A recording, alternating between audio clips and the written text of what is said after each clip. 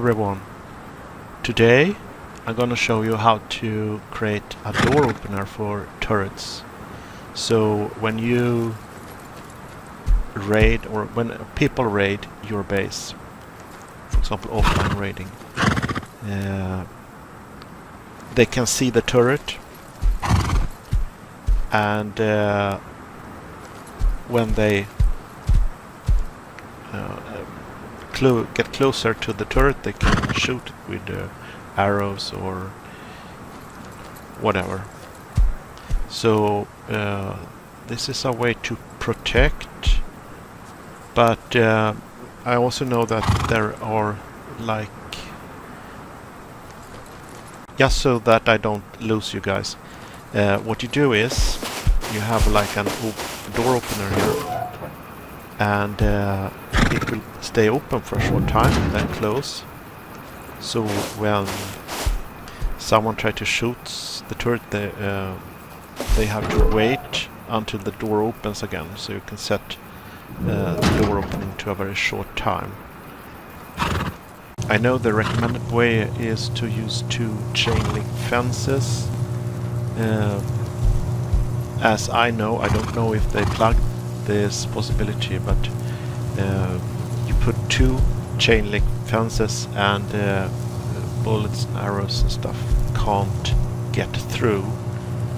The downside with this is that people can see the turret, so you want like a trap base combination. Just to let you know, guys, I'm a noob and I'm not a very experienced Rust player, and I run this on a crappy computer, really slow. So I'm gonna show you how to do this, but before we start, I want to do this. Smells good. Alright. So some guy enters the base. Oh, what's this? Oh, I'm dead.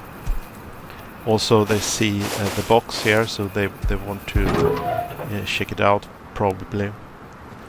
And this is where I hide the HF sensor. I could have done the wiring a little bit better to hide them, but that is an easy task. So this is just for a concept, how to do this. Currently I only open 1 door. So the next project I will try is to make all 4 doors work. So I'm running on a player versus environment server, so it is a little bit more relaxed. I can experiment and learn. So what I do is I start with a foundation. 4 wall frames. 1 floor. Make it stone before you attach the doors. Otherwise, if you put the doors on first, then you really have to struggle to see what is wood and what is the door.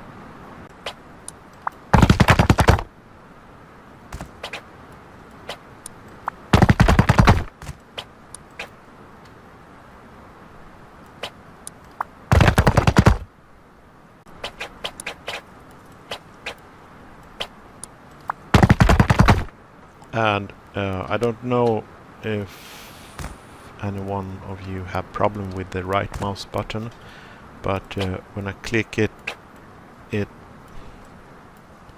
doesn't work sometimes.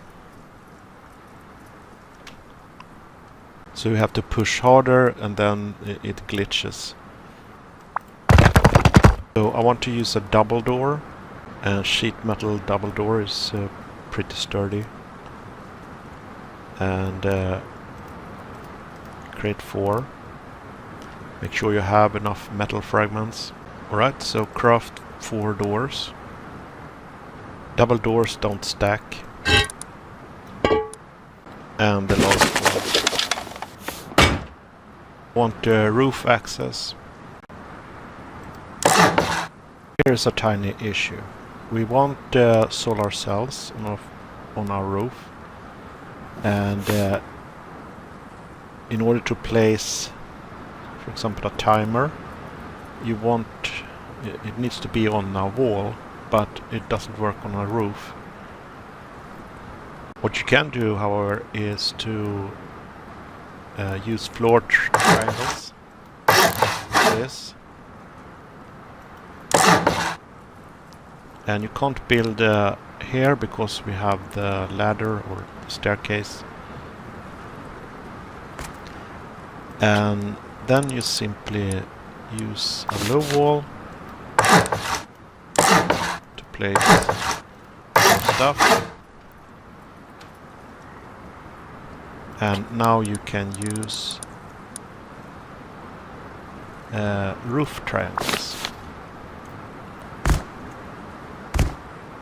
And make sure you rotate them.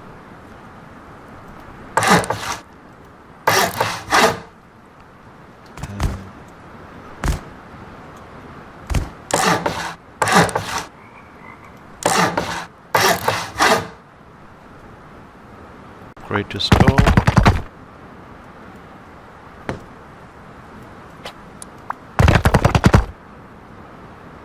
Looking ugly as hell. Maybe it serves a function, I don't know. We have one timer and we need 3. 4 branches.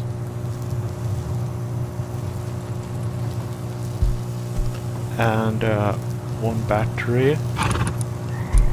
And we don't have it.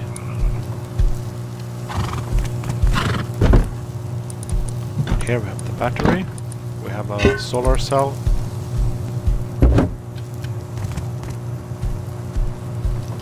we also need 1 blocker, and we have a blocker here, 2 splitters,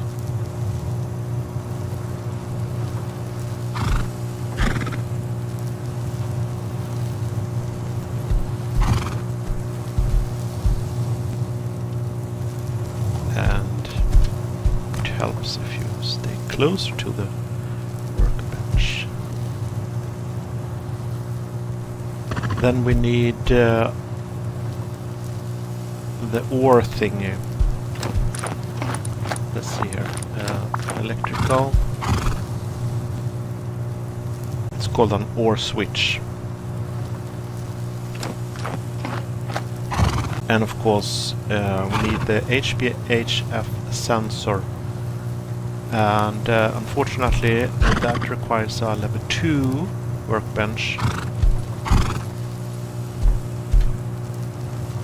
Getting 5 blueprints to create a level 2 workbench is pretty easy. Solar cell to the north, pointing to the north. Use a battery to recharge. Use a battery to store energy. And let the solar cell recharge the battery by taking the electrical output and put it in the power in of the battery. So now it's 39 and we should see 40. So we need 2 splitters. In order to support 2 splitters, we need a branch.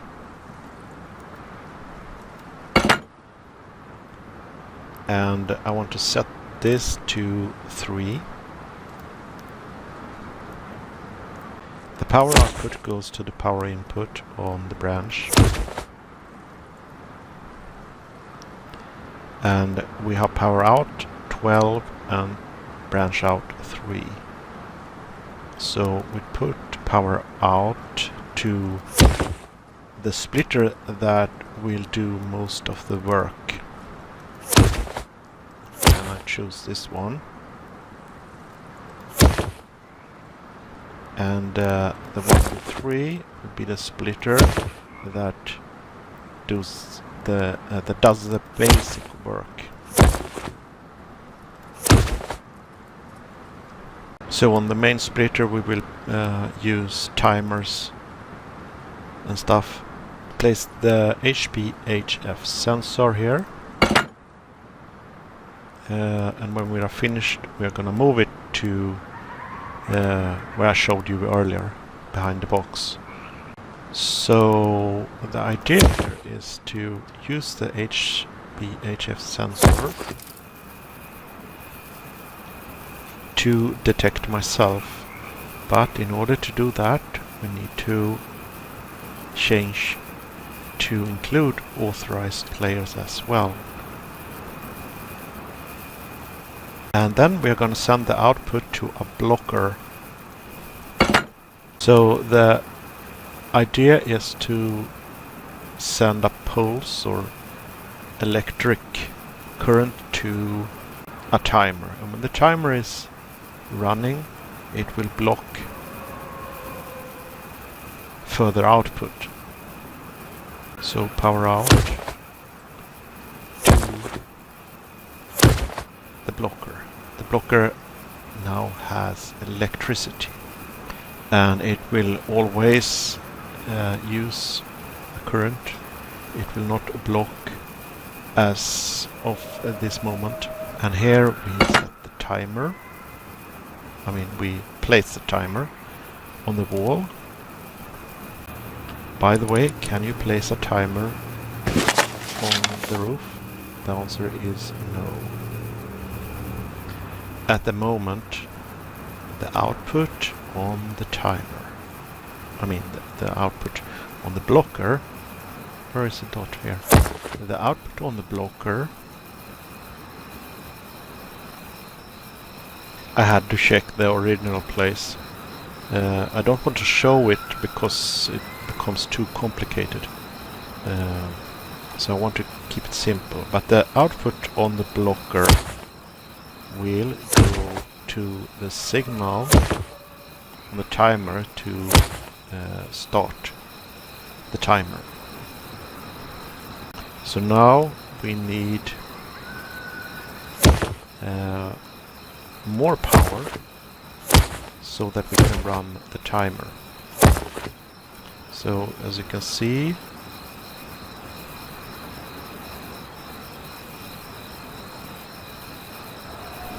well, actually you can't see it, but we can do a test. It lights red. So let's go down here and let's go up and see what's happening. So now it's green, and then after 10 seconds it will turn red.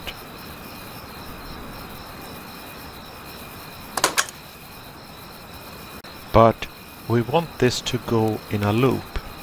So I will keep you in the loop how to do that. Just kidding, fun with words. But power out goes to the input that tells the blocker to block the current. So when the blocker blocks the current, it gives a new chance to send a signal to toggle on again, to restart the timer. So this is what it looks like if we escape the hellhole, and then we go up and we see what's happening. It will now go in a loop, hopefully. So you see it goes in a loop in small increments, 10 seconds increments. And of course if I leave, it will stop. So we're gonna skip the blocker from the timer, but instead let the timer handle a couple of branches. I'll put 3 of them on the roof. So now I want to configure how much I want to seed out to the different components. So we have to think like this, that there's always a line with the main power. I will show you. First we set this to 2, and this one to 1, and this one to 2. So think like this. This is a main power, and we have a lot of power here going, and we want that to go in power here. So then we don't use the branch out to power the next branch adapter, but we use the power out to power in, and the power out of this one to the power in of this one. So now we can use the branches here to power the components. The components just take a little bit of power. So if we activate this timer manually, you can see that all 3 will light up, giving the other timers a chance. Guess what? The effing helicopter. No, it turned. Got a little bit worried out there. You can see it moves very fast now for some reason. First electrical branch we're gonna use last. And this is the story is that I had no way to close the door when the door was open, and I run away, or someone will run away outside the range of the HBHF detector. So the door was open, and when I hide or something, the door will stay open. So I need a third timer that will close the door just in case that happens. I will show you how to use this first branch, which I put last, to power these 2. Go to the blocker, and as you remember, I put the output to the blocker before. Now we do almost the same, but it is the output from the branch. So now this will loop. So if we turn it on, and when the timer is out, it will signal to toggle on again, and it will do it over and over again as long as you stand in the HBHF sensor range.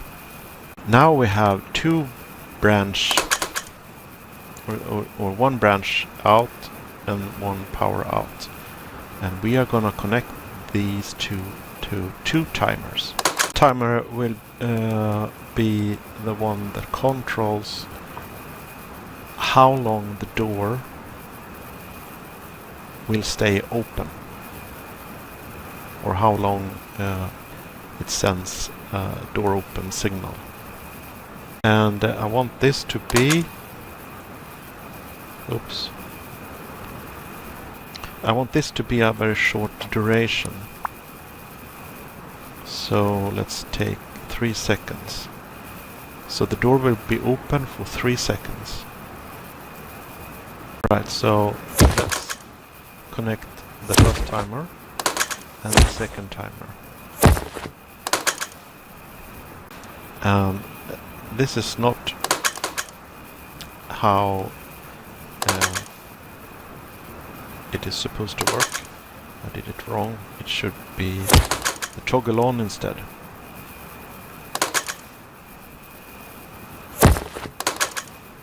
The door will stay closed for 10 seconds. And the last timer is the backup, just in case someone get out of range. It will turn this timer and close the door just in case. Now it's time to wire the 2 timers. And you can see now all 3 is working in a loop.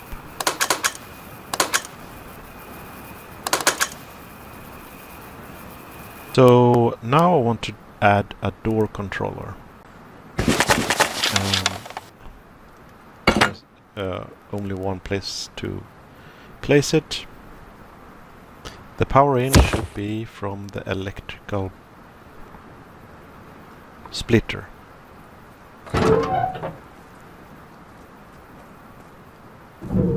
And make sure it is closed. Because I think there is a bug. It will lose the attachment or snap out. So power out electrical branch. Now the door controller has power. We want this to be connected to the open signal. So when I go up here, the door will open. But we don't have it connected to a close yet. So what I figure is that this timer is both responsible for opening and closing. And I think this one is the reserve, just in case. It's not this one, but this one is the backup. So the idea is to use the OR switch, and this the branch controller, what's it called?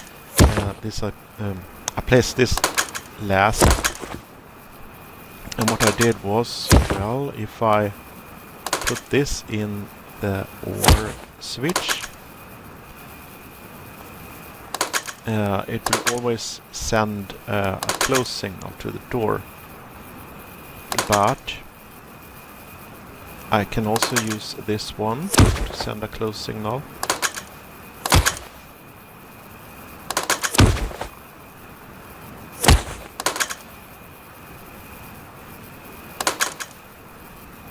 The last thing we have to do is to connect to the close pulse, close signal. And in order to do that, we need to close these doors and place them to the close input, or the close whatever, door controller.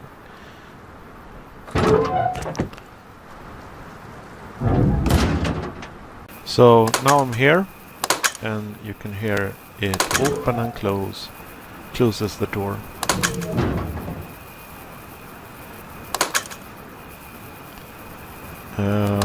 And what I'm gonna do next,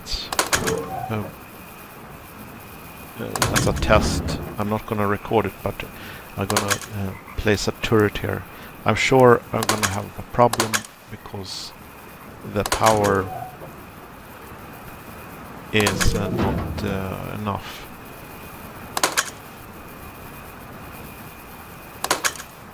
I'm gonna show you the last thing, in case you don't know, and that is moving this one outside the box. So I place a temporary branch here so that I can keep track of the wiring. So this was the power in from a splitter, and we put it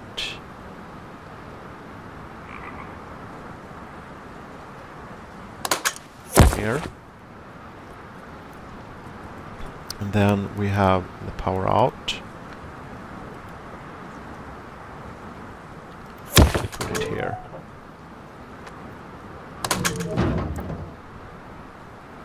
So now it just goes in a loop, I guess.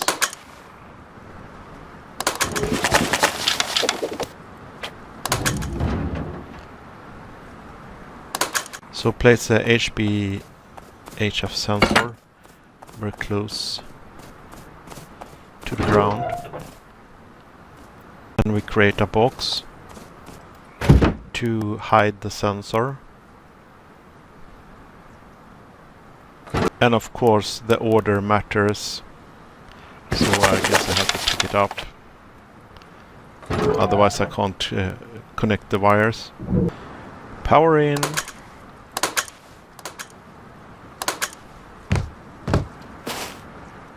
Goes to power in on the sensor. Then power out.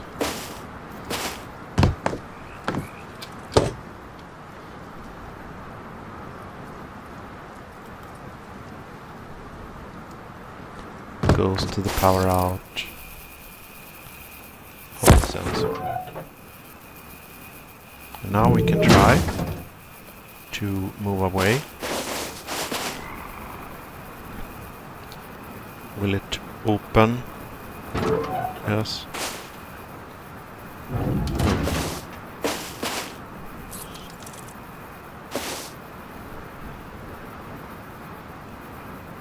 So it can't detect here. If we go closer, it will open. If I move away, it will close the door as a backup.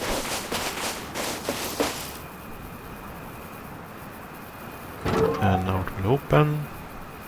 And it will close. Did it? Oh! So here it closes instantly.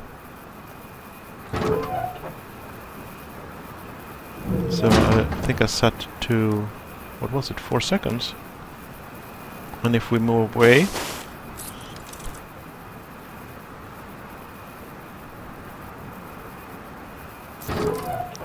then you can see it.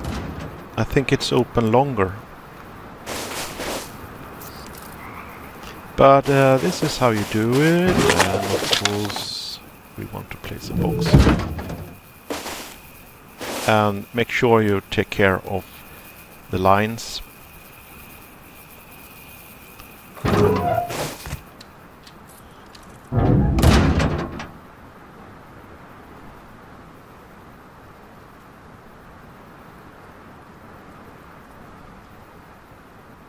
Well. By the way, to hide the lines, I can show you a trick. You hold down Shift, and then you use the wheel, the mouse wheel, to make it, well, longer. Then you can, don't do this to me, connect it.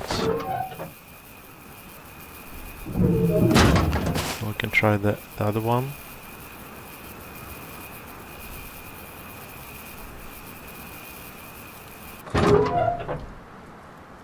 That was probably it.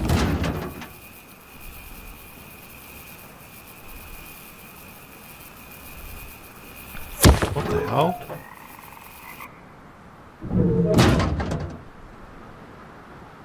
So, for some reason... Oh, it remembers It remembers the slack that you put in. Or does it?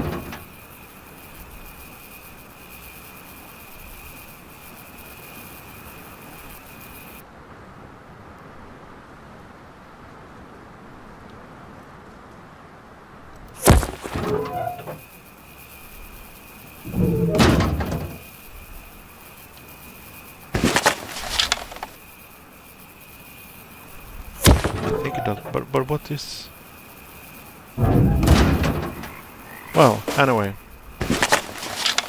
Put the box here. And it's not perfect.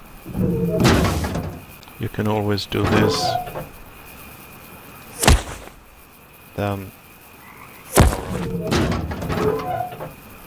that one as well.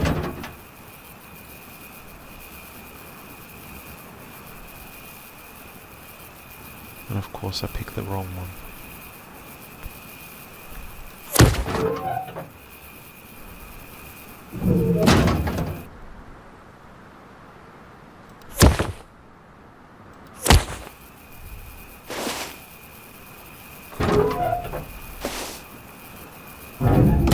What do you think about this?